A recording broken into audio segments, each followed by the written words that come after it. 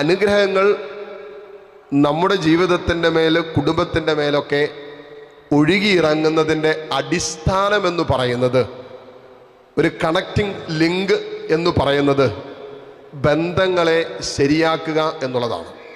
ഈ ബന്ധം ശരിയാകുന്നിടത്ത് അനുഗ്രഹങ്ങൾ താനെ ഒഴുകും. പിന്നെ അതിനുവേണ്ടി നമ്മൾ മസിൽ പിടിക്കണ്ട, നമ്മൾ എക്സ്ട്രാ അധ്വാനിക്കേണ്ട കാര്യമൊന്നുമില്ല.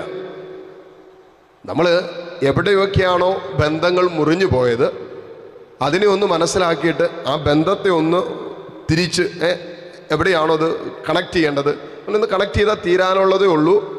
നമ്മുടെ ഭൗതിക ജീവിതത്തിൻ്റെയും ആത്മീയ ജീവിതത്തിൻ്റെയും ഒരു നമ്മൾ പറയല്ലോ 90% പ്രശ്നങ്ങൾ നമ്മൾ നേരിട്ടുകൊണ്ടിരിക്കുന്നത്. അതുകൊണ്ടാണ് കർത്താവ് സകല കൽപ്പനകളും 2 കൽപ്പനകളിൽ സംഗ്രഹിച്ചു, ഇല്ലേ?